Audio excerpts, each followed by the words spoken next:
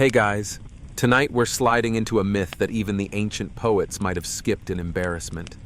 You, yes, you, are the glorious, radiant Apollo, the golden-haired god of the sun, music, and archery. You light up the world every morning like a divine alarm clock with abs.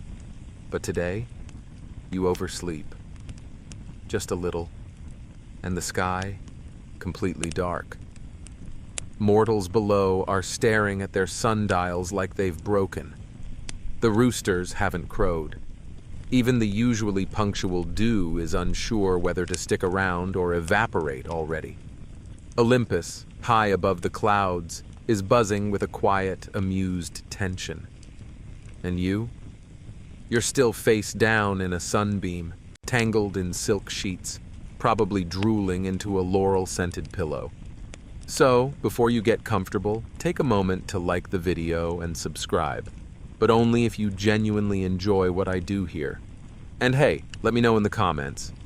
Where are you tuning in from and what time is it over there? I love seeing how far this sleepy little channel reaches. Now, dim the lights. Maybe turn on a fan for that soft background hum, and let's ease into tonight's journey together. Your eyelids finally flutter open. It's silent. No chirping birds, no lyre music from the muses. Just an awkward quiet, as if the entire planet is waiting on you. You sit up, stretch like a yoga instructor with ego issues, and glance out the temple window. No golden rays, no sunrise, just a sluggish, gray half-dawn. You rub your temples. Maybe you had too much ambrosia the night before. Maybe Helios, your cousin, tricked you into a drinking game again. Historians still argue whether Apollo truly had dominion over the sun before Helios handed him the reins, or if it was more of a co-pilot situation. Either way, today's celestial Uber is officially late. You stagger out of bed, still half-draped in your embroidered sleeping tunic, and try to mount your sun chariot. It isn't there. Not the horses, not the reins, not even a sparkle of divine flame. Just a bronze plaque where the chariot should be. A message scratched into it reads, "Take the day off. Love, Dad." You frown. Zeus doesn't do cute messages. There's a second plaque underneath. Report to Mount Ida. Your new assignment. Cowherder. Character building. You almost summon your bow on reflex, but then pause. Because there, next to the plaque, is a rolled-up leather scroll with a crude drawing of cows. Fat, smug-looking cows. And a schedule. As you descend Mount Olympus, robes flapping like a disgraced demigod, you wonder what terrible decision you made to deserve this. Was it that time you turned a mortal into a laurel tree because she didn't return your love? Or when you flayed a satyr for losing a music contest? Mortals still whisper that you hold grudges longer than the Trojan War. You arrive at Mount Ida around mid-morning. The sun still hasn't risen, and the cows are already grumbling. A satyr hands you a crooked wooden staff and points toward the fields with zero enthusiasm. "They bite," he says, scratching his goat leg, "especially the one named Beatrix." You step into the pasture, expecting divine reverence. What you get is a loud, echoing moo that somehow sounds sarcastic. 30 cows stare at you, chewing grass like philosophers. You raise your arms. "I am Apollo, god of light, keeper of music, slayer of the python at Delphi." A cow farts. You sigh. This is going to be worse than that time you tried to teach Dionysus moderation. You take your first steps into the mud, trying to corral the cattle with vague hand motions and improvised verses. But cows don't respond to poetry. One flicks its tail and whips you in the face. Another chews on your hem. Beatrix locks eyes with you like she's planning something. You glance up. In 1982, Thriller was released. It became the best-selling album of all time, with over 70 million copies sold. The 14-minute music video for Thriller redefined the music video as an art form. In 1983, Michael moonwalked for the first time on national TV. The world stood still. With fame came a price. Michael's changing appearance and lighter skin sparked endless media speculation. He built Neverland, a private world where he could relive the childhood he never had. Allegations in 1993 and 2005 damaged his reputation, though he was found not guilty. Despite everything, his music echoed through generations. Billie Jean, Beat It, Earth Song, Heal the World. He donated hundreds of millions to charity. He used music to fight injustice, racism, disease, and war. In 2009, he announced his comeback tour. This is it. 1 million tickets sold in hours. But on June 25, 2009, Michael died of cardiac arrest due to a drug overdose. He was 50. The world paused. 2.5 billion watched his memorial.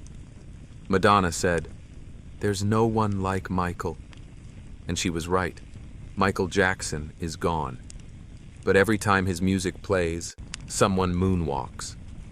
His legacy, as a cultural revolutionary, lives forever. By midday, you're knee-deep in cow logic and philosophical despair. You've tried everything: poetry, threats, bargaining. You even attempted interpretive dance at one point, swirling your robes in an artistic display of divine dominance. The cows responded by blinking slowly, and one of them burped, loudly. You now understand that these creatures are impervious to charm. It's almost admirable. You trudge after the herd, clutching the crooked staff like a substitute teacher on their first day. A breeze ruffles the grass and your robes, and somewhere deep inside, you feel your dignity shriveling like an olive in the sun. You pause for a moment, squinting at the horizon. Something's off. The cows aren't adding up. You were given 30 head of cattle. You count 28. You count again, 27. One is upside down in a ditch, alive, just stubborn. One's in a tree somehow, Beatrix, naturally. And one, gone. Just gone. You mutter under your breath, summoning divine sight. Your pupils shimmer with golden light as you scan the earth. And there it is. Hoof prints. But they're reversed? You're no mortal fool. These prints don't lead away from the field. They point toward it, as if the cow walked in from thin air. And the path is just a few paces wide. No return trail, no scent, no sound. You crouch, frowning. This is Hermes' work. You know it. Historians still argue whether Hermes' most famous heist, stealing Apollo's sacred cows just hours after being born, was fact, fiction, or divine propaganda. But from where you're standing, ankle deep in dung and deception, it's very real. You grit your teeth and spin on your heel. The staff hits a stone and bounces into your shin. You mutter a celestial swear and start following the reversed prints, wondering how you let a baby outfox you last time. This time, you're ready. Sort of. After a few winding turns through the woods, you find a cave, small, mossy, and entirely too quiet. You duck inside, your golden hair glowing faintly like the last embers of a bonfire. Inside, it smells like goat, damp earth, and mischief. You hear a whisper, then a giggle, then thunk. A small, half-chewed lyre hits the ground in front of you. The strings twang a little tune as it settles. Your lyre, the one Hermes stole. "You dropped this!" a voice calls cheerfully from deeper inside. You blink. "Come on in," it continues. "Don't worry, I fed the cow." You're pretty sure cows don't belong in caves, let alone eat whatever's in there. But you step forward, slipping slightly on moss and pride. As your eyes adjust, you spot him. Hermes, the god of travelers, thieves, and precocious brats. Today, he's about the size of a toddler, wrapped in a wrinkled cloth diaper, kicking his legs from a little stone ledge like he's on holiday. Next to him, your missing cow, chewing smugly on some ancient scroll. "Do you have to ruin everything I touch?" you ask, arms crossed. "I didn't ruin it," Hermes replies, bright-eyed. "I remixed it." You sigh. You've heard that one before. The last time he said that, The muses lost 3 harps, and a marble statue ended up playing flute solos in Delphi. I'm supposed to be herding, you say. I'm already 1 cow short, and Zeus sent me. Zeus. Oh, Dad sent you? Hermes says with mock awe. Let me guess. Character development? Moral growth? You nod, defeated. Hermes chuckles, leaps down from the ledge, and pats the cow's rump. It lumbers past you and heads for the exit. Relax, big bro, he says. You'll get them all back, eventually. Just maybe look under the lake tomorrow. One of them developed a swimming hobby. You stare at him.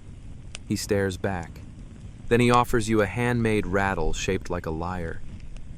Peace offering. You take it. Not because it's useful, but because it's probably cursed and you don't want him having it. As you exit the cave, you realize something. You're smiling. You hate it. The cow rejoins the herd like nothing happened. The others moo politely in greeting, and suddenly you understand. This isn't a punishment. This is theater, Zeus's version of a practical joke, putting the god of the sun in charge of flatulent, opinionated barn animals. You glance upward at Olympus, almost certain you can hear laughter echoing from the clouds. But you don't mind anymore. The lyre is back. The herd is mostly intact. And Hermes, for once, didn't steal your sandals. You feel a strange sense of calm as you sit on a rock and watch the cows graze. The grass sways gently. A warm breeze brushes your cheek. Somewhere, the sun finally peeks over the horizon. It's still your domain, your job. Just not today. Today, you're a cowherd. And honestly, it's not completely terrible. One of the cows farts again. You revise your opinion. By the 3rd day, you've begun naming them.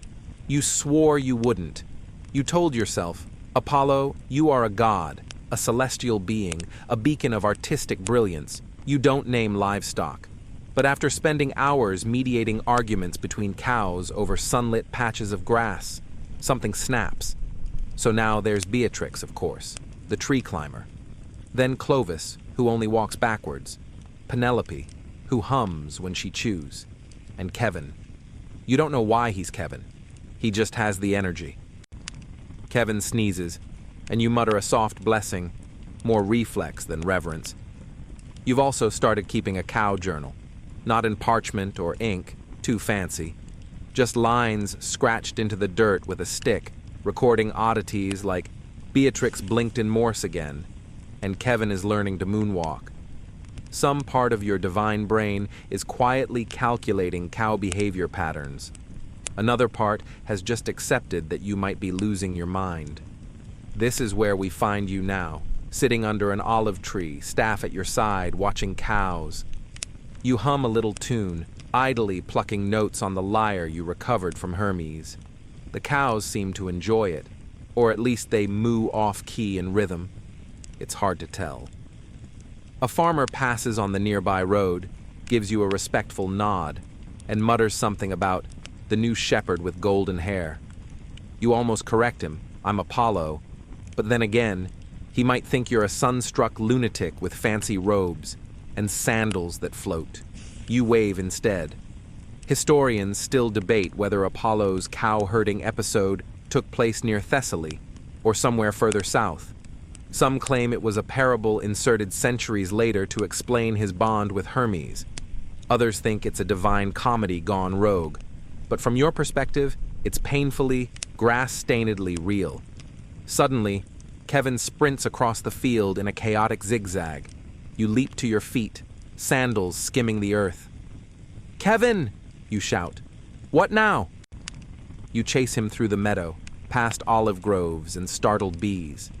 At the edge of a shallow stream, Kevin stops cold, staring, sniffing. You follow his gaze. There, nestled in the reeds, is a glint of gold. You kneel and push the reeds aside. It's a tiny medallion, sun-shaped with your own symbol etched into its surface, not one you remember losing. You frown. It's warm, almost hot, and faintly pulsing with divine energy. Yours, but warped. You know this kind of enchantment? Hermes again. He's up to something. Something more than just cow theft and cryptic riddles. You pocket the medallion and whistle for the herd. They reluctantly meander back, and Kevin gives the stream a final sniff before rejoining the group. That night, as the sun sets in spectacular tangerine swirls, you light a small fire and sit beside it. You don't need the warmth, of course. You are the sun. But the glow is soothing, grounding. You strum the lyre slowly, each note hanging in the air like a memory. Behind you, the cows sleep in messy little clusters. Beatrix rests her head on Clovis. Kevin snores. It's peaceful, but your divine instincts are twitching. This was never just about herding cows. There's a lesson here, buried under manure and mooing. Zeus doesn't hand out punishments without layers. And Hermes? Hermes never meddles without reason. You stare at the medallion in your hand, now cool and inert. You place it on a flat rock beside the fire and watch its surface reflect the flames.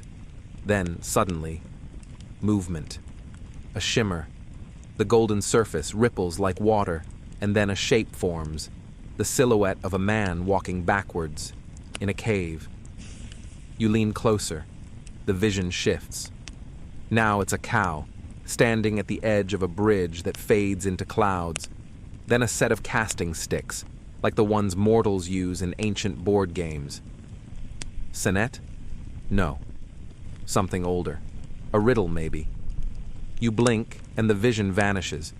You're left staring at a very normal, slightly smudged medallion.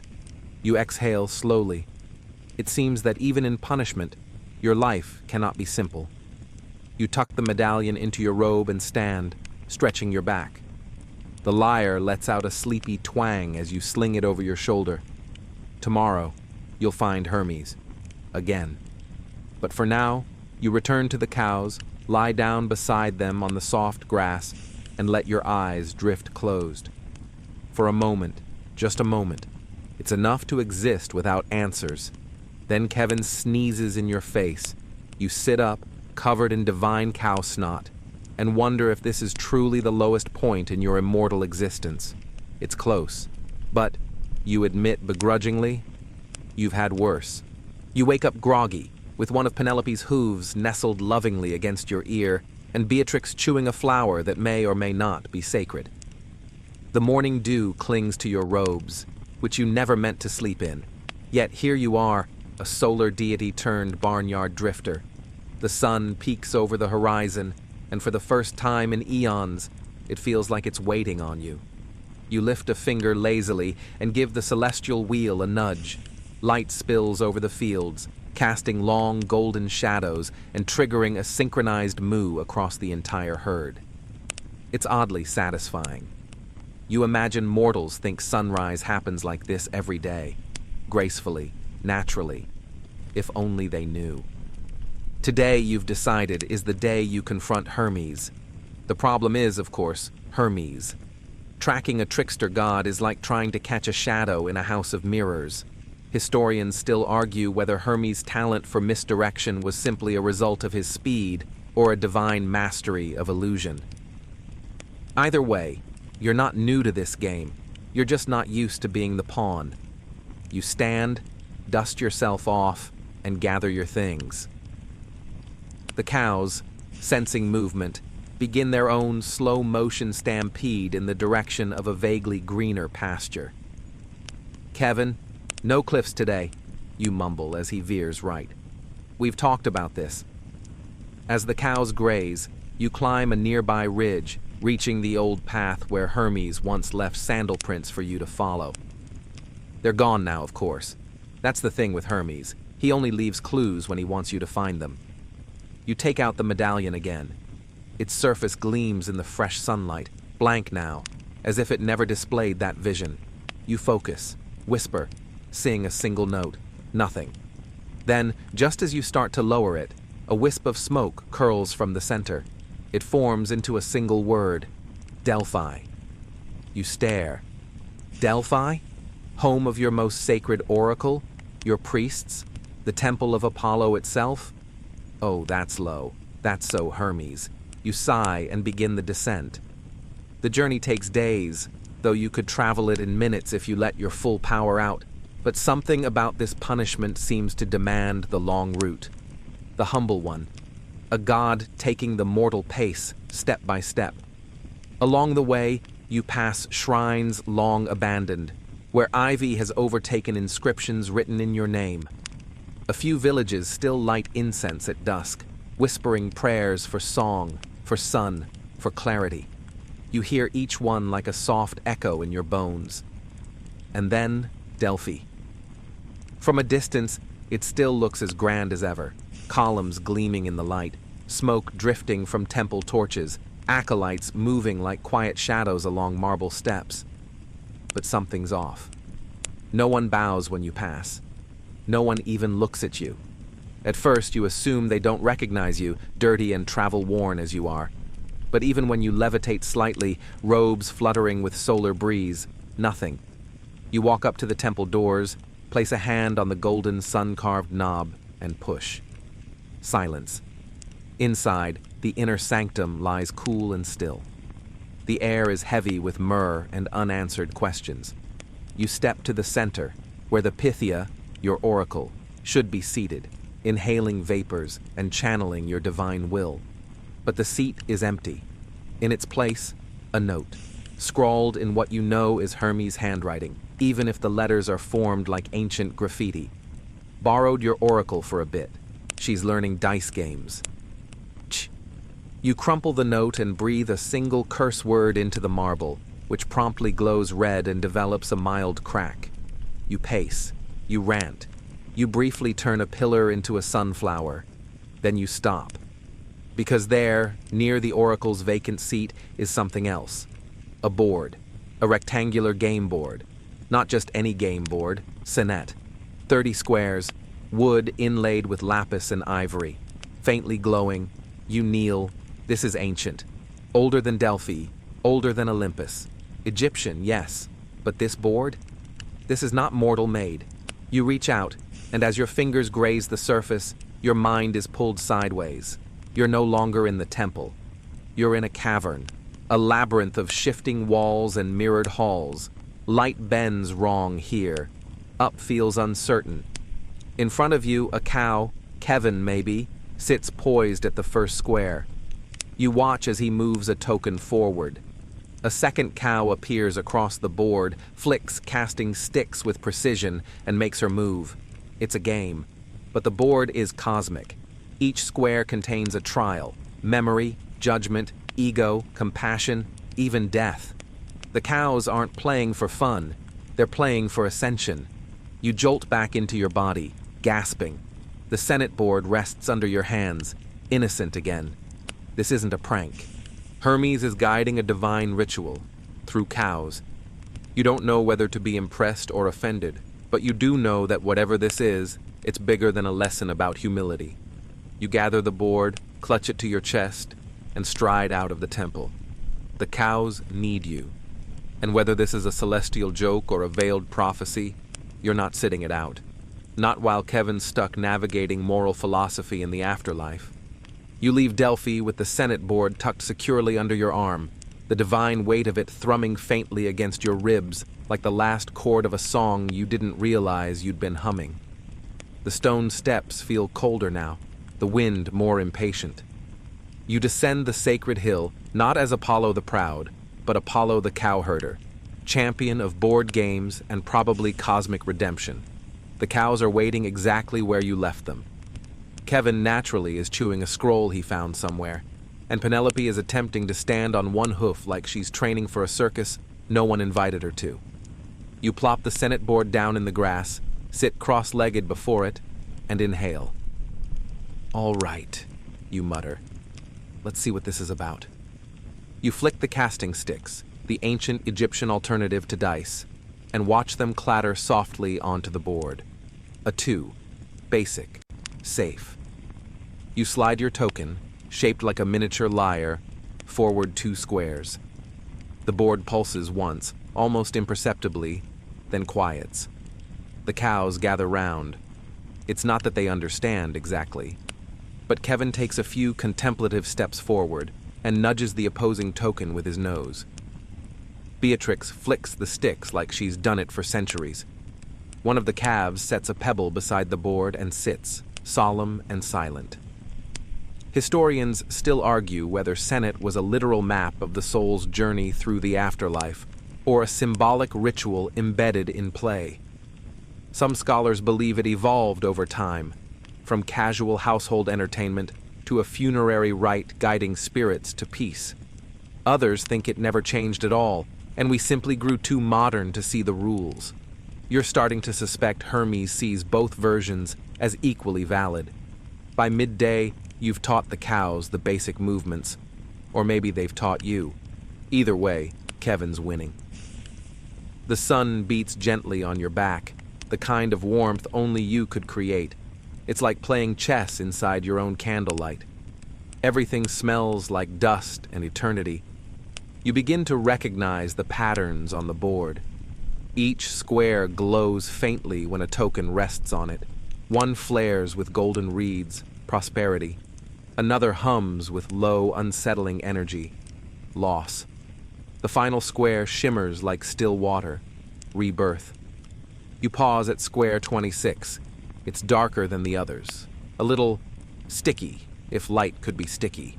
Your token lands there, and a memory hits you like a meteor. You're young, still radiant, still annoying. You've just written your first hymn. It's terrible, rhyming sun with fun in archaic Dorian verse. But the mortals sing it anyway. A priest builds you a temple, and for a moment you feel the weight of worship press into your chest. You love it. Then you learn they sacrificed a deer in your name, without understanding what it meant. Blood spilled for vanity. And you realize, reverence without wisdom is just noise. You blink, and you're back on the hill. Kevin lands on the same square. He pauses, snorts, then lies down, as if contemplating the futility of existence.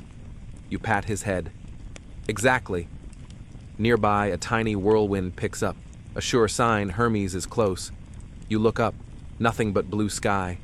Then the Senate board shudders. A new token appears, uninvited on square 1, a stylized sandal.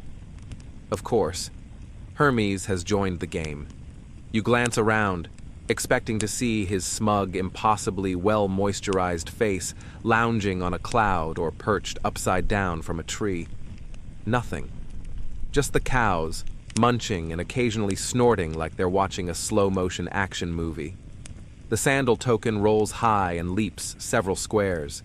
You roll again, a low number. Hermes, naturally, lands on a favorable square and gets an extra turn. He's taunting you. By nightfall, the cows have settled into a kind of divine rhythm. Beatrix moves with strategy, Kevin with pure instinct.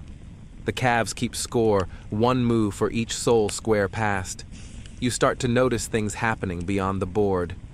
When you land on the square of judgment, a breeze whispers a secret you'd forgotten. When Hermes passes the square of delay, a flock of birds dives in and scatters the pieces. You reassemble them calmly. This is all part of the play. Historians still argue whether the boards found in tombs were used by the living or the dead. Maybe both. Maybe the living played to prepare. Or maybe the dead were still rolling. You dream that night. Visions filled with stars and cowbells and a chorus of ancient voices humming a tune you last heard before humans ever built fire.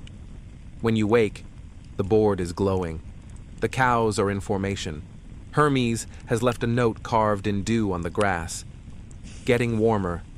Meet me where the Nile bends like a lyre. You look south.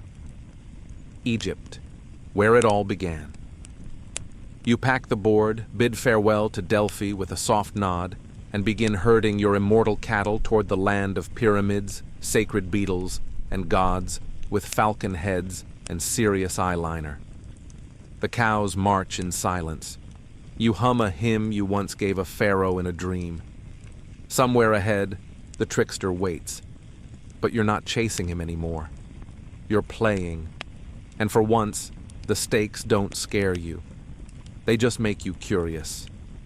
You make it to Egypt under cover of a cooling dusk, with sand in your sandals and a few too many blisters for someone who once claimed dominion over medicine. The cows, ever adaptable, have taken to the desert terrain with unnerving confidence. Kevin somehow finds an oasis no one else can see, and Penelope has learned to spit date seeds with terrifying accuracy. You follow the Nile as instructed, its long green ribbons slicing through the parchment-colored vastness like a lifeline drawn by a trembling scribe. In the distance, pyramids loom like frozen thunderclaps, silent and too patient. You're not sure if they're watching or judging. You reach a place where the river bends like a lyre, wide and generous, curving with the sort of musical grace even your finest sonnets have never achieved. And there he is, Hermes. Leaning against a palm tree, chewing on a piece of papyrus, wearing a gold-trimmed tunic and ridiculous crocodile skin sandals that practically scream, "I got these on a divine clearance sale." "Nice board," he says, tipping his head toward the Senate set tucked under your arm. You narrow your eyes. "Nice sandals." He grins like he invented sarcasm, which, annoyingly, he may have. The cows form a protective line behind you, as if sensing that something bigger than board games is at play. You lay the Senate set on a flat stone, smooth from centuries of wind and whispering. "No riddles," you say, "just answers." Hermes shrugs. "I can offer both, but first..." He claps his hands, and from the shadows, a group of ghostly figures emerge, old Egyptians in linen kilts, priestesses in cobalt coal, long-dead artisans with sunburned shoulders, all of them semi-transparent, glowing faintly blue, like memories not ready to leave. They circle the board. One of them, a woman with braided hair and ink-stained fingers, leans over and adjusts a token slightly. You recognize her from a tomb painting in Luxor. She once painted the god Ra with 7 fingers for good luck. Historians still argue whether she meant it. "Let the real game begin," Hermes says softly. The pieces shuffle. The casting sticks click. You play. Each turn is a lesson.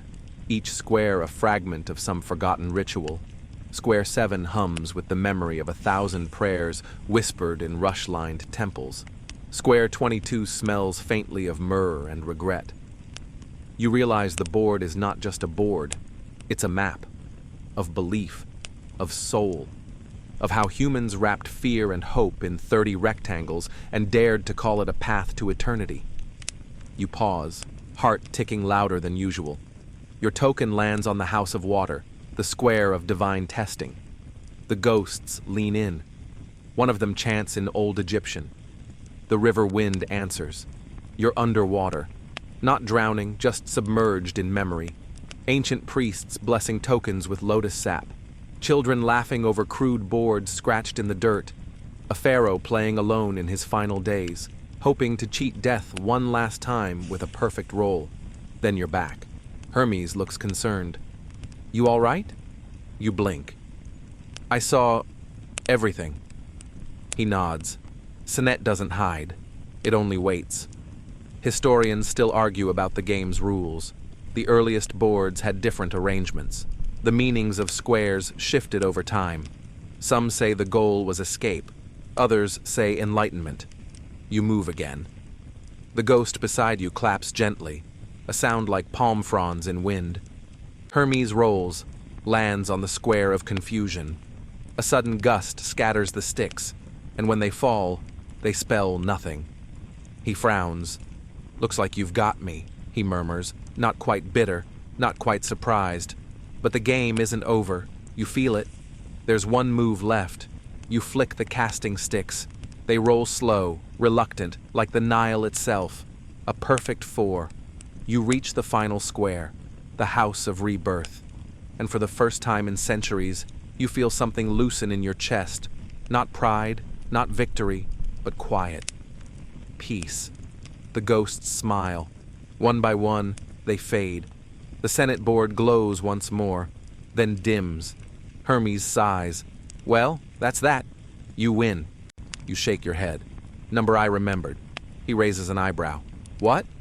Why mortals play. Not to win, to remember what matters. He kicks at the sand. Poetic! You pat Kevin's head. Let's go! Hermes doesn't stop you. The sun is rising now, pale and forgiving. You leave the board where it lies, nestled in the stone like a truth someone else will one day need to find. The cows fall into step behind you, and in the quiet, you hear a child's voice laughing, far away, maybe in the future, maybe in the past. You walk for a long time after that. The landscape changes subtly, palm trees thin into acacia, the air turns less heavy with river hum and more hollow with ancient wind. The cows march behind you like a jury that hasn't made up its mind. Kevin moves thoughtfully every few miles. Penelope has stopped spitting seeds. You take that as a sign the world is shifting again. And just when you start to think your feet might grow roots and become part of the scenery, you see it. A single obelisk. Jet black, piercing the sky like a punctuation mark in a silent book. Around it, a ruined temple complex. Columns cracked like molars, walls still whispering hieroglyphs that no one asked to be remembered. A place historians call transitional, because no one's quite sure which era claimed it. Some say it's New Kingdom. Others argue Old Kingdom revival with Ptolemaic flair. The truth, lost in sandstorms and scholarly ego. And there, under the obelisk's cool shadow, stands a man. Tall, regal, wearing the kind of robe that says, "I once declared war on time and almost won." He is playing Senate, against himself, which is deeply unsettling. You approach slowly. The cows hesitate, clearly sensing some divine nonsense about to unfold. "Nice day," you say. He doesn't look up. "Is it?" You glance around. A falcon screeches overhead. A dung beetle rolls its prize with military precision. Depends on your standards. Finally, he looks up. Apollo, sun god, music nerd, failed cowherder, still smug. His hair is golden and wrong for the climate. His tunic has Greek trim but Egyptian color work, a fashion mess. But he's pulling it off with celestial arrogance. "You made it," he says, motioning to the board. "Took you long enough." You sit, no questions, just tired curiosity. The game begins. This version is faster. Each token has a name. Yours are labeled doubt, humor, guilt, hope. His, glory, vengeance, ego, regret. The board shifts slightly with every move, like it's recalibrating the weight of your choices. "You learned the rules?" he asks after your third move. "No," you reply. "I remembered the point." He frowns. "Sentimental nonsense." Your token lands on a cursed square. A faint wail escapes the board. Penelope flinches. Apollo smirks. But then his own token falters. Lands where it shouldn't. He swears in Greek. You smirk. The cows murmur approvingly. He gestures dramatically. "Do you know why I'm here?" "Failure," you say. He pauses. "That was fast." "Just a hunch." He leans back, eyes narrowing. "I thought I could herd them, guide them like the sun, keep them in perfect orbits, but cows don't orbit." "No," you agree, watching Kevin chew a cactus. "They wander." He sighs. "So do mortals." You nod. The game continues. One square triggers a vision. A dusty priest burying a Senate board beside a child's tomb. Another square pulls the scent of laurel leaves and burnt offerings from nowhere. Time, in this space, is not linear. It folds like linen in the arms of a bored servant. You both play in silence for a while. Then he speaks. "Do you know what makes Senate eternal?" You glance up. "It has no final version," he says. "Every player adds something. Every game is a whisper forward."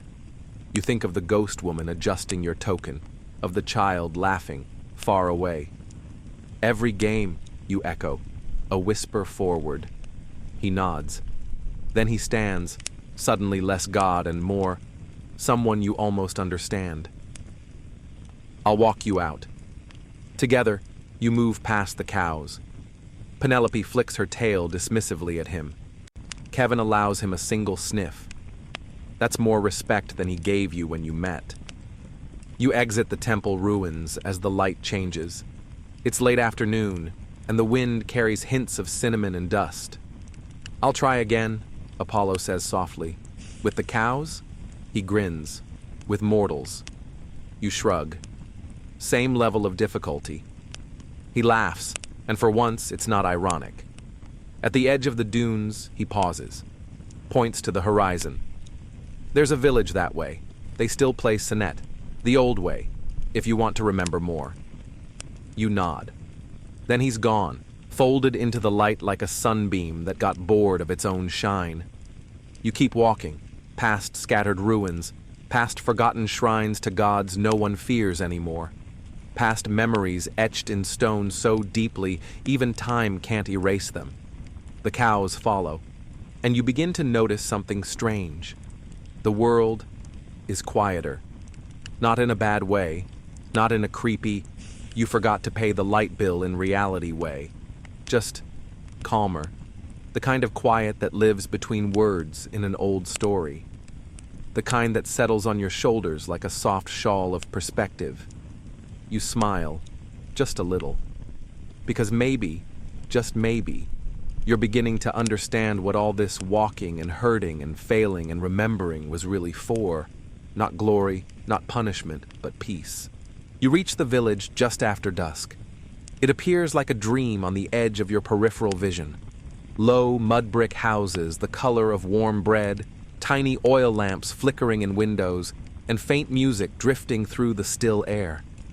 A flute, maybe, or someone humming into a broken jug.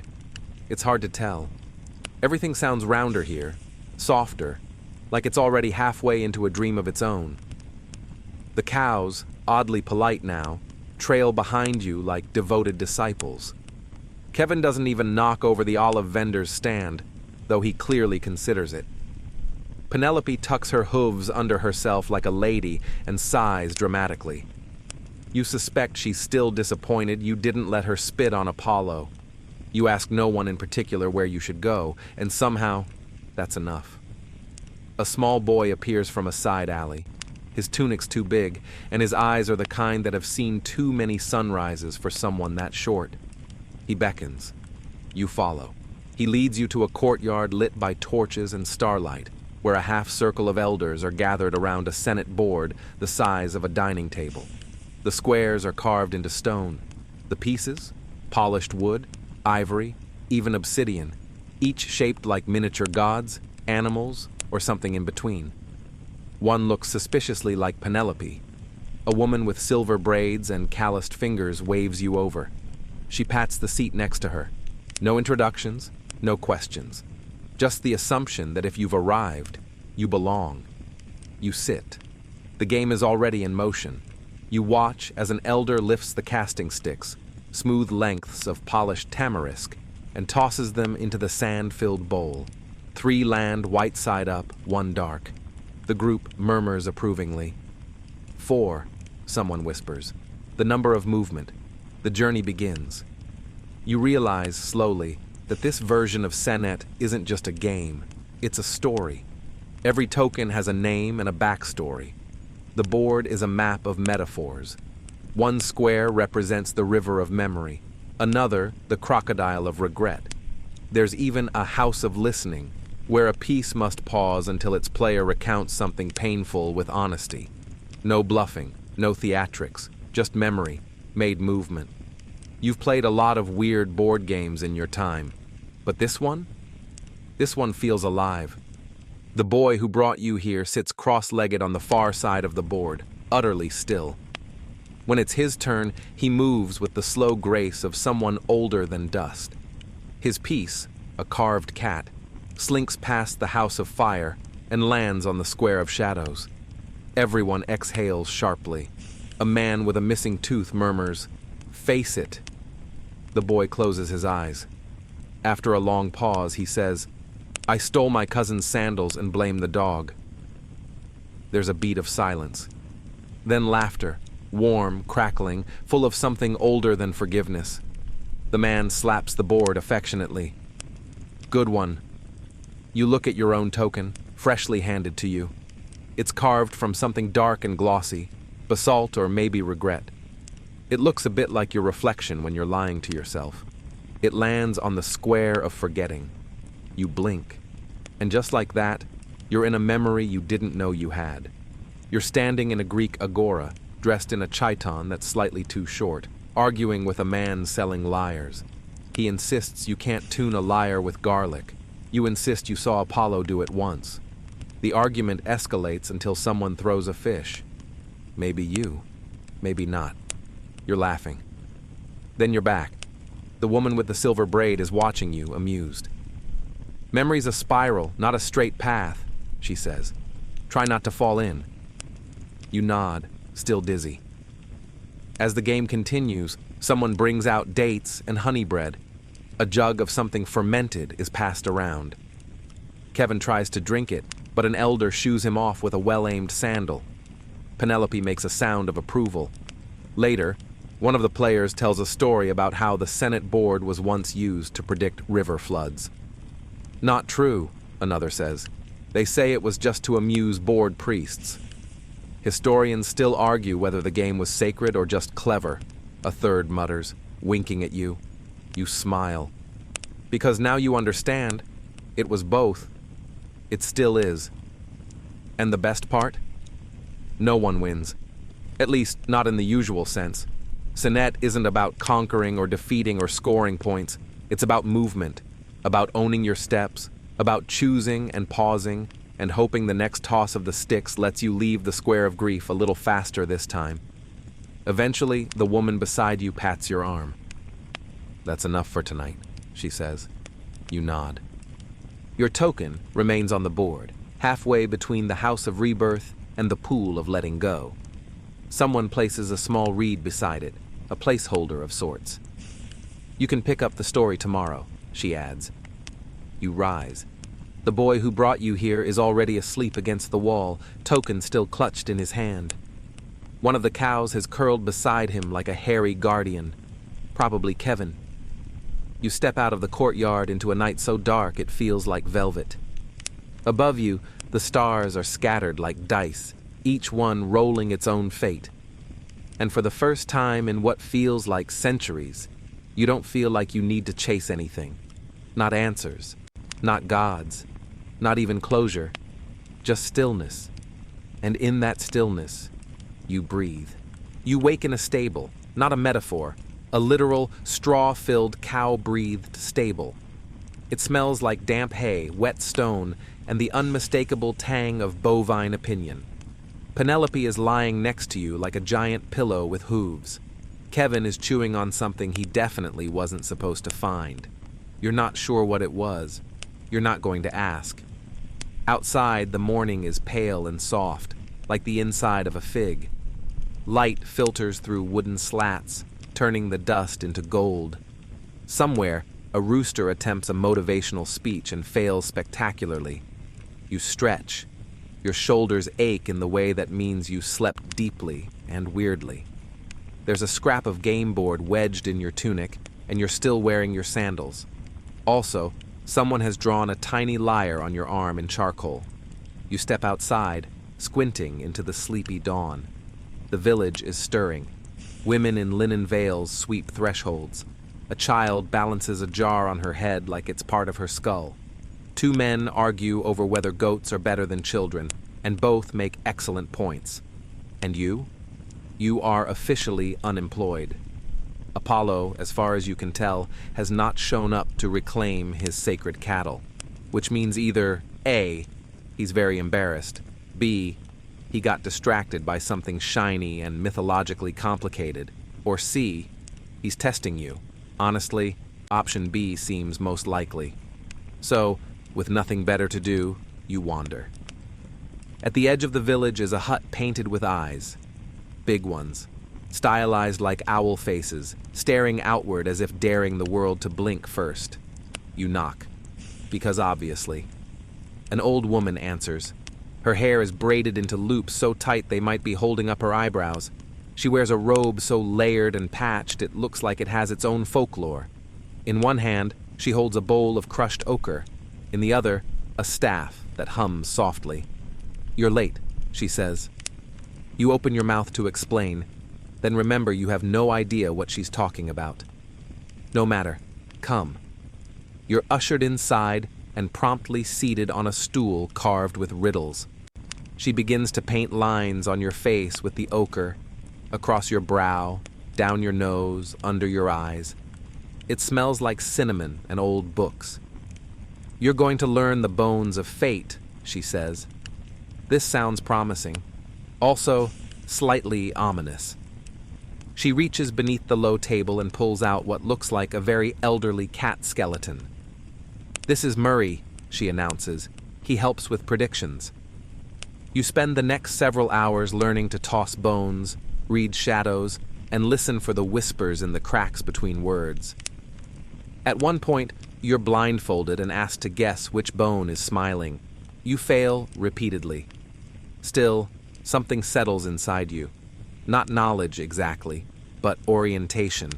Like the stars are finally pointing you in a direction that isn't backwards. The old woman tells you the gods invented games not for amusement, but for surrender. "They got tired of pretending they knew how it would all end," she mutters, grinding herbs between her palms. Games let them feel surprised again. That night back in the courtyard, Senet resumes. Your token is waiting for you. You toss the casting sticks. 3 light, 1 dark, a good omen. The piece moves to the square of offering. You're asked to share something valuable you've lost. You hesitate, then say, "Certainty." Everyone nods, even Kevin. Later, someone brings out a lyre.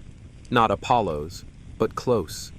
A few notes, tentative and soft, drift upward into the warm night air. One of the elders hums along, then sings, an old song about boats that forget their destinations but remember the wind. Historians still argue whether this song was meant for funerals or weddings.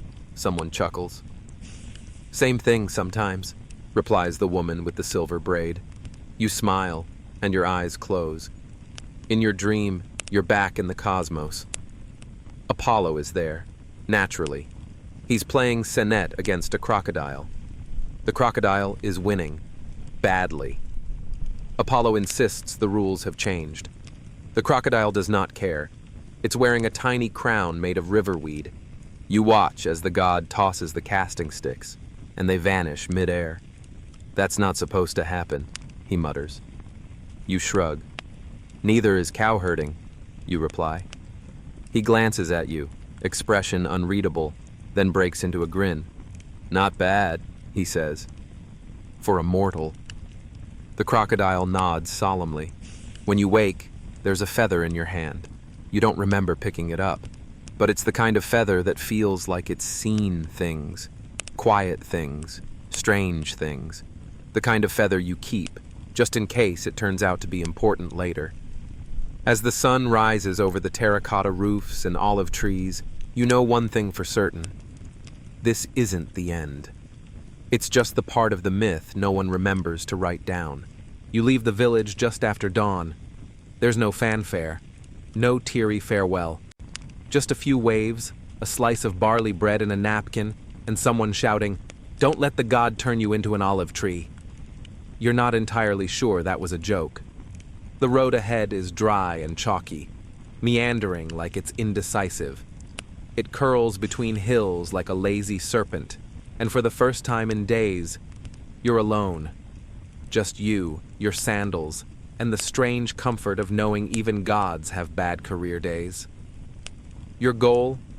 Honestly, undefined. But something inside nudges you eastward, toward Delphi. Not because of the oracle, though that's a tempting detour, but because of a whisper you half heard during Senet. That's where Apollo lost his voice, which, considering his ego, is both hilarious and suspicious. You pass a shepherd on the way. He's teaching his sheep how to jump over rocks.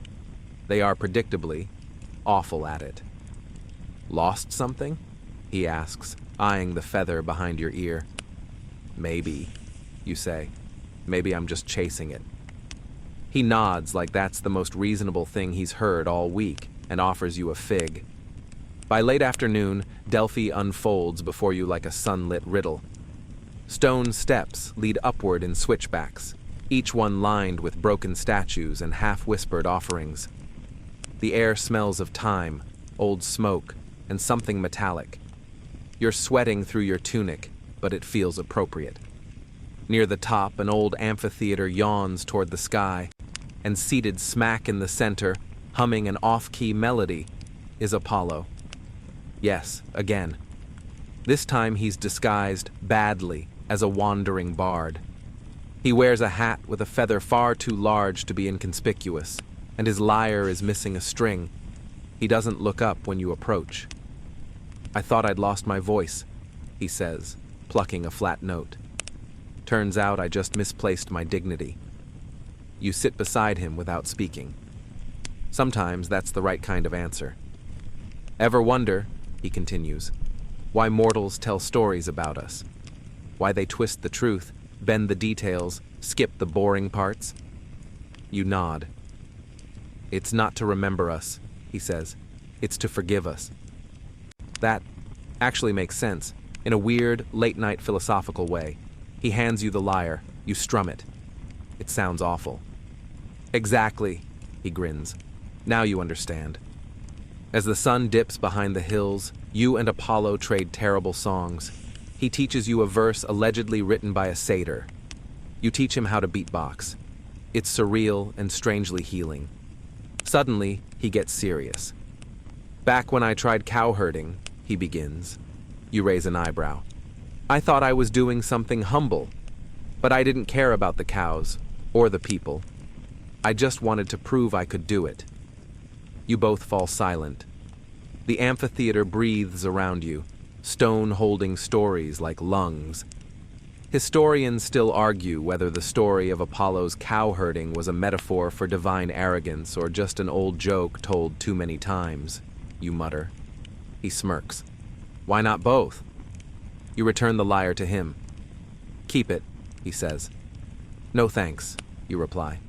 "I've seen what happens to mortals who borrow divine instruments." Touché. Instead, you pull the feather from your ear and set it on the stone beside him. A trade. He picks it up, twirls it between his fingers, and it glints unnaturally, like it remembers the wind above Olympus. As you walk away, he calls after you. "Try not to herd anything immortal. It ends badly." You throw him a peace sign over your shoulder. Down the path you find a small shrine to Hermes. It's covered in wax drips, chicken bones, and coins. You leave behind the fig the shepherd gave you, half eaten, because hey, you're not made of willpower. Then, just for fun, you whisper, "I forgive you." No one answers, but a breeze stirs the dust, and for a second, it smells like new parchment. Later, under the stars, you make camp beside a gnarled olive tree. The fire crackles lazily. Crickets attempt a percussion solo. In the distance, an owl practices monologues. You stare up at the constellations. There's one that looks suspiciously like a cow, another shaped like a stick. You're probably imagining it, but maybe not.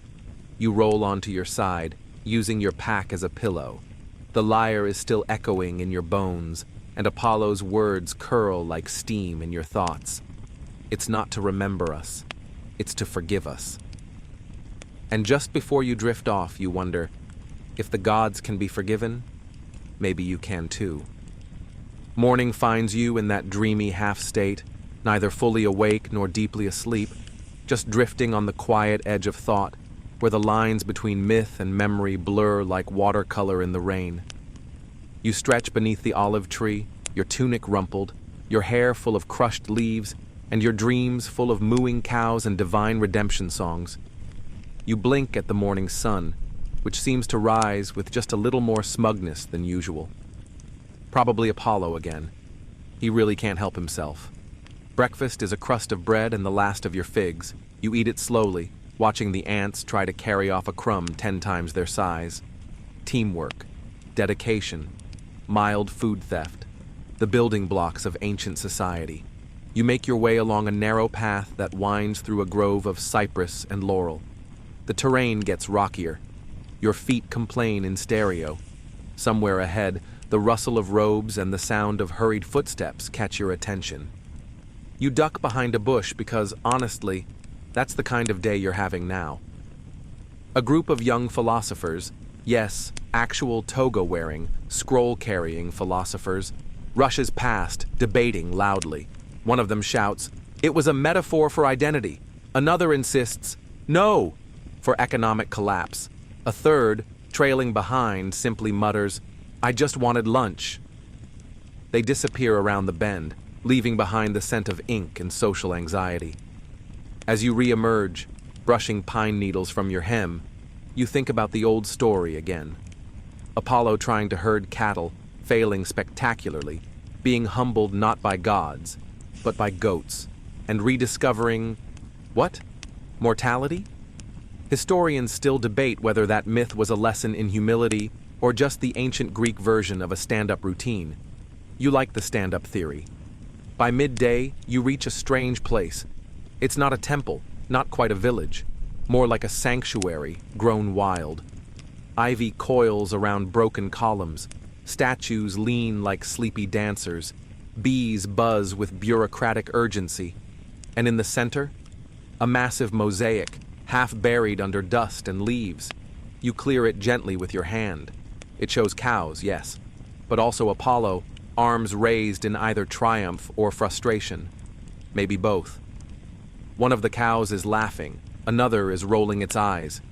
You chuckle. Someone had opinions. A woman steps out from behind a pillar.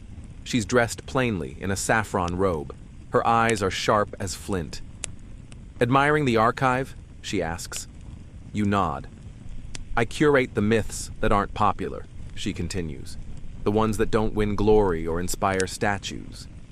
You glance at the mosaic. Like the time Apollo played cowboy and got sunburnt? Exactly, she smiles. She invites you inside what used to be a library, now more like a glorified ruin with ambition. Piles of scrolls, half-eaten loaves, and sleeping cats fill the space. She hands you one scroll. "Try this." You unroll it. It reads, "In the year the goats outnumbered the muses, Apollo tried again. This time he brought snacks. The cows respected that." You blink. "That's it?" "It's oral tradition," she shrugs. "Very oral, light on the tradition." You sit down on a cracked bench and read more.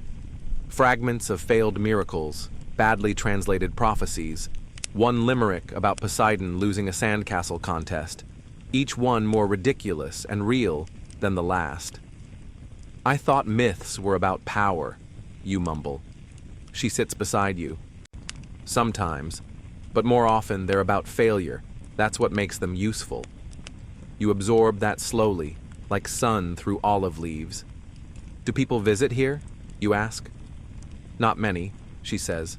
"Just wanderers, dreamers, people chasing God-shaped holes." You smirk. That tracks. As the day fades, she offers you a spot to sleep in the archive. You thank her, but decline. Something in you is still moving forward, still seeking something, though you're no longer sure what. She hands you one last scroll, wrapped in cloth. "For the road," she says. "Don't open it until you've forgotten why you came." You laugh. "That'll be tomorrow." Then wait until the day after. You leave under the orange sky, the scroll warm in your bag, the scent of old parchment clinging to your tunic. On the way back to the main road, you find a cow. Just one. Standing in the middle of the path, chewing thoughtfully on a laurel wreath. You stare. It stares back. You nod. It nods. Then it walks away, muttering something in perfect Greek that sounds suspiciously like amateur. You may never fully understand what just happened, but somehow it feels like closure. You continue walking, the breeze brushing against your cheeks like a sleepy hymn, and with each step, the world softens, becoming less about gods and failures, and more about what you choose to remember, and what you learn to let go. You wake up somewhere between memory and myth, tangled in sleep and the dusty trail you never seem to leave behind. There's a patch of grass stuck to your face and the faint impression of a cow hoof on your boot. The cow is gone now, vanished into legend, or at least down the hill. Either way, she left no forwarding address. Today, you're determined to return to the temple where all this began. Maybe to find answers, or maybe just a decent meal that doesn't involve foraging like a woodland creature. Your legs are sore, your tunic's wrinkled beyond salvation, and your sandals now qualify as archaeological finds. But you trudge forward, past olive groves and murmuring brooks, the world around you quiet and drowsy, as though it's dozing under a laurel-scented quilt. As you walk, your thoughts drift, back to Apollo's cosmic blunder, to Hermes' smug grin, to the cow who judged you with her eyes. It's like carrying a dream in your pocket, slightly crumpled, suspiciously moo-scented, and oddly comforting. Then a thought creeps in, one that's been peeking around corners for days now.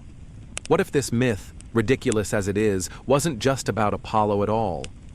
Historians still debate whether the tale of Apollo's cow-herding fiasco is secretly a metaphor for the dangers of misusing divine privilege, or just a cautionary tale about trying to do literally anything before coffee. You lean toward the latter. As the temple comes into view, its columns looking slightly less ruined in the late afternoon glow, you spot movement near the gates. A small crowd has gathered. Priests, travelers, a few chickens, possibly divine. They're murmuring about a new prophecy recently discovered beneath the offering stone. Something involving liars, cows, and a recurring smell of burnt olives. You make your way through the throng, nodding politely to an old woman who insists you look like her third husband's ghost. You choose not to unpack that. At the center of the gathering, the high priest is pacing, scroll in hand, brows furrowed in theological panic. "This can't be real," he mutters. "Apollo would never..." But the crowd isn't listening. They're already buzzing, spreading the word like wildfire wrapped in gossip. You inch closer. The scroll reads, "And on the day of radiant error, the sun god did slip upon fresh dung, and the heavens did chuckle mightily." It's official. The myth is catching on. And you were there. You start to laugh, quietly at first, then with the wheezing, glorious catharsis of someone who has carried the weight of absurd divinity on their back, and finally let it tumble into the dirt where it belongs.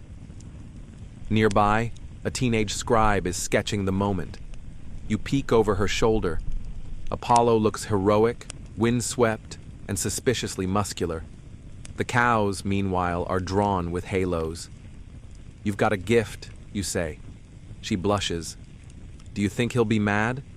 You grin. "He'll probably write a song about it."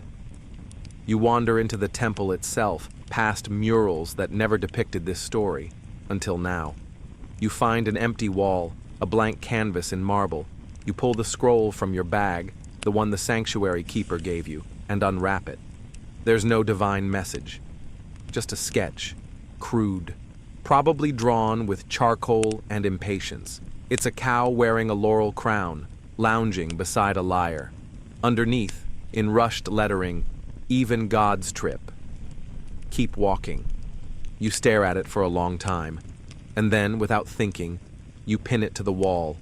A small act of rebellion, or reverence, or both. Outside, the crowd is dispersing. Chickens are flapping home. The priest is still muttering, but with less panic now. Maybe he's starting to get it. You sit on the temple steps as twilight creeps in, soft and slow. The sky dims from gold to mauve. Crickets begin their nightly gossip. Someone plays a quiet tune on a lyre, the notes gentle as footsteps on moss. You watch as the last light hits the statues, casting long shadows that stretch and yawn. Even they seem tired of holding the same poses for eternity. A child nearby asks his father, "Did Apollo really herd cows?" The father smiles. Only once, and never again. You close your eyes, letting that truth or joke settle into your bones. Because whether or not it happened doesn't really matter anymore. You were part of it. You lived it. And you've learned that the line between history and myth is as thin as a lyre string, and just as prone to snapping. Sleep clings to your thoughts like spider silk as you stir in the temple's guest quarters. It's quiet here, stone walls thick enough to mute the clatter of mortal confusion outside. A single oil lamp flickers at your bedside, casting shadows that dance like lazy ghosts. You sit up, stretch your aching limbs, and realize something unusual.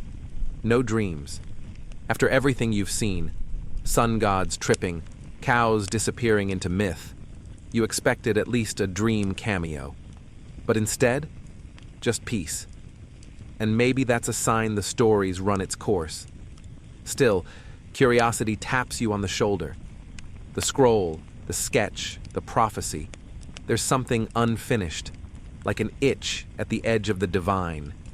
You slip out of bed, wrap a borrowed cloak around your shoulders, and make your way to the main sanctuary. No torches, no priests, no chickens this time. Just the moon filtering in through the roof's broken tiles, illuminating dust motes that drift like tiny planets. You sit beneath a statue of Apollo, not the glorified version with bulging biceps and perfect curls, but the old version. The one with human flaws chiseled gently into stone, a crease in his brow, a crack through one cheek. He looks tired, honest. You whisper into the night, what was the point of all this? The statue, predictably, doesn't reply, but the silence that follows feels like an answer. Historians still argue whether this myth, Apollo's cow-herding phase, was ever meant to be reverent. Some say it reflects his divine versatility. Others claim it was satire snuck into sacred texts by priests with too much wine and not enough supervision. Either way, the result is the same. It humanizes a god, makes him a little less celestial and a little more you. You recall that ancient truth Hermes hinted at, how stories are never just about their characters, they're mirrors. They catch glimpses of us, scattered across centuries, wearing sandals and making mistakes. You glance again at the sketch pinned to the wall. Even gods trip. Keep walking. Maybe that's it. You've spent days chasing Apollo, trying to understand how someone divine could fumble so spectacularly.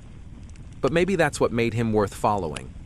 Not the perfection, but the imperfection, the stumble. Outside, the world is still asleep. You decide to walk until sunrise. Along the trail that winds down from the temple, olive trees rustle in the breeze. The stars blink like they're trying not to laugh. You step over cow tracks that could be from yesterday or 100 years ago. They're still fresh in your mind either way. You pass a shepherd snoring beside his flock. A lyre rests near his hand, strings broken and worn. You imagine Apollo played it once, then left it behind with a wink and a shrug. A little farther, you spot the cave where Hermes first hid the stolen cattle. It's smaller than you remember, less dramatic. You peek inside, just rocks, moss, and echoes of mischief.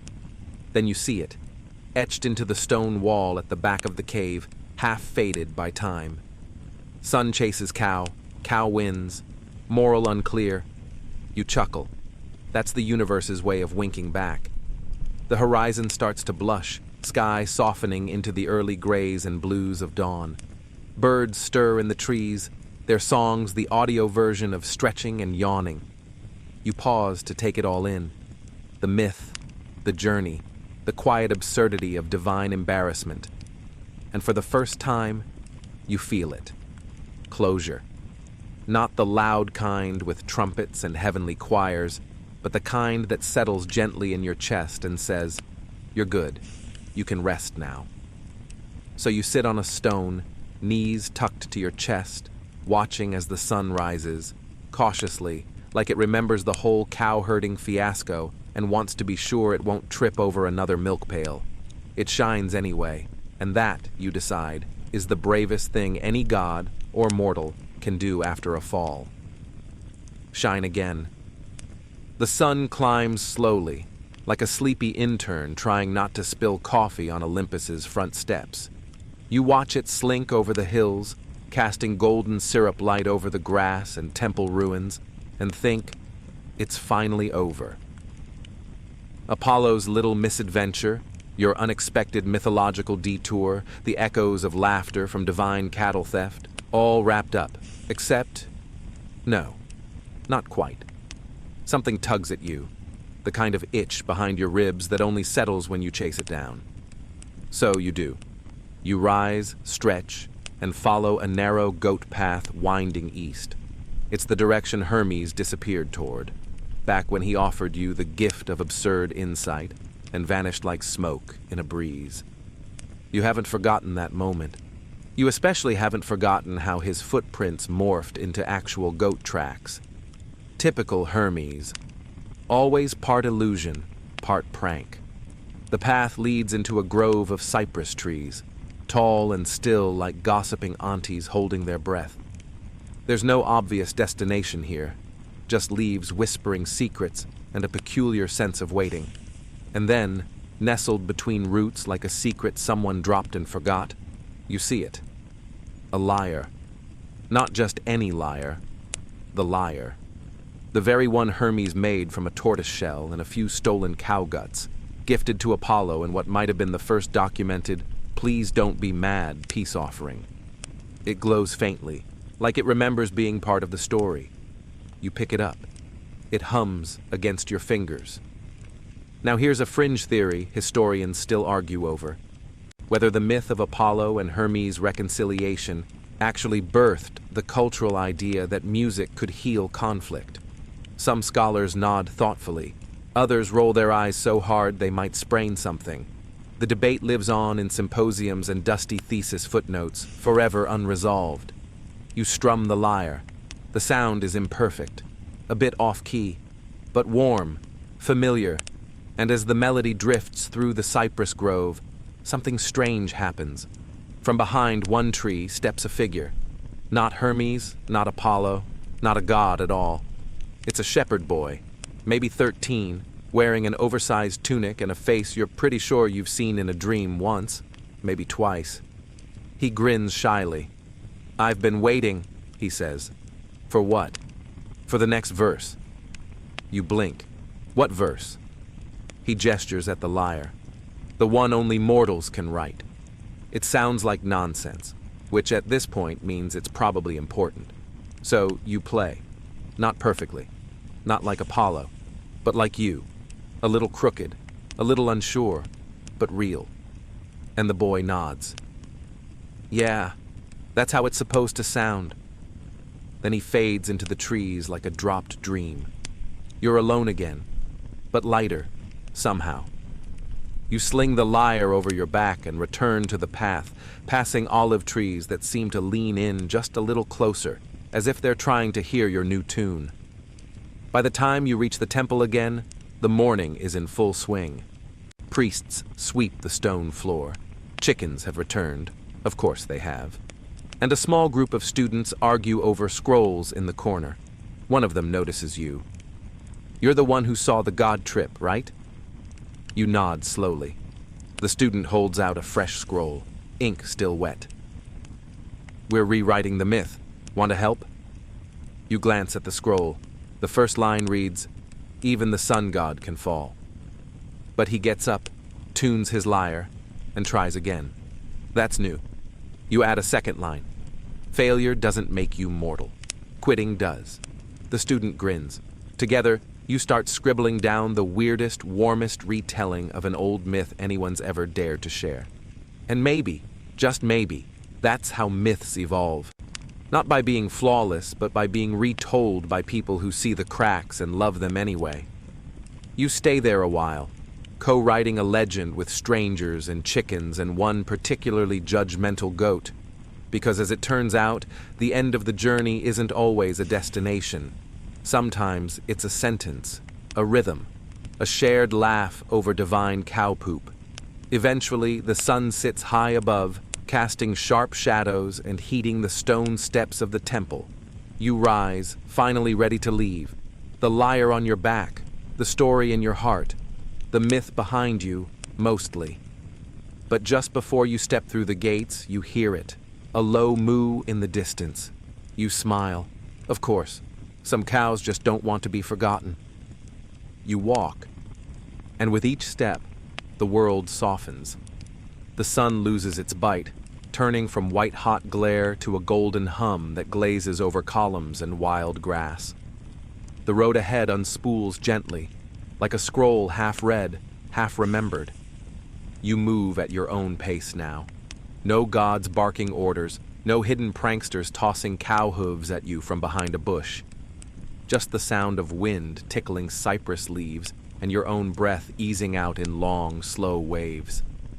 And there, look. To your right, a mural half worn by centuries of dust and sun. Figures dance across it in ochre lines. Apollo, lyre in hand, eyes wide in theatrical horror as his sandal lands squarely in something unfortunate. Behind him, a flock of chickens scatter like they've seen eternity. Even the cows seem smug.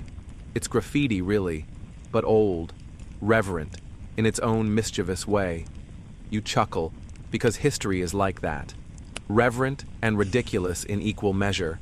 And somewhere in that mural is you. Not drawn, but present. Your journey woven into the corners. The observer. The uncredited witness to a tale that shouldn't have mattered, yet somehow does. That's the real secret.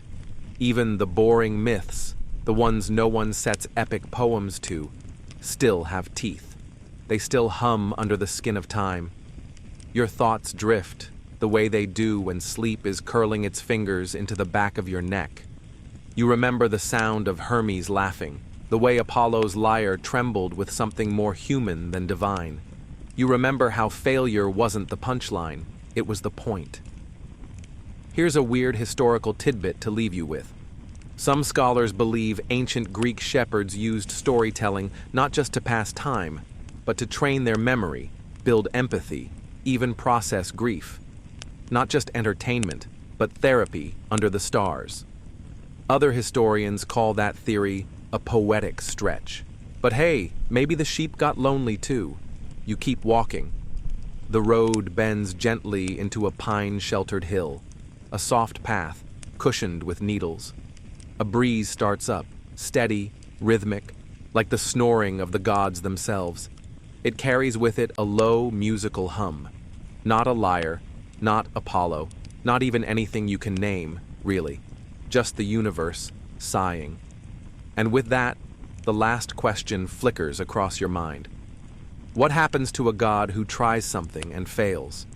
The answer, of course, he keeps trying. Maybe in smaller ways. Maybe under an alias. Maybe now and then he takes up cow herding again, just to see if he's gotten better. Because that's what all of us do. Fail, laugh, try again. Mythical or not. Your eyes grow heavier. Step slow. Time begins to smear at the edges. You lie down in the grass at the side of the path. The sky above you is endless. The story behind you is long, but the silence ahead, software kind, forgiving, a place where even gods can nap. And now, with your head nestled in imagined grass and the stars winking into place overhead, the story folds itself quietly shut, not with a bang or a chorus of heavenly trumpets, but with a sigh, a rustle of wind, the faintest whisper of lyre strings drifting from somewhere far, far off, wherever Apollo finally laid it down. Your limbs feel heavier now, as if gravity is giving you permission to stay. Let the world hold you for a while. You've earned it. There's something powerful in wandering through myths that don't demand your awe, just your curiosity. Myths that didn't shape empires or decide wars, but made room for absurdity, for clumsiness, for divine mistakes. For that one afternoon when the god of the sun tripped over a chicken and learned, just like the rest of us, that some jobs aren't meant for you. And that's okay. So now, as you lie in the quiet of your own room, with your fan whirring softly like distant wind through olive branches. Give yourself permission to let go. Let your eyelids sink. Let your thoughts meander, harmless and warm, like cows grazing in an open field. The story is over. The world is calm. And whatever waits for you in dreams, may it be just as weird and wonderful.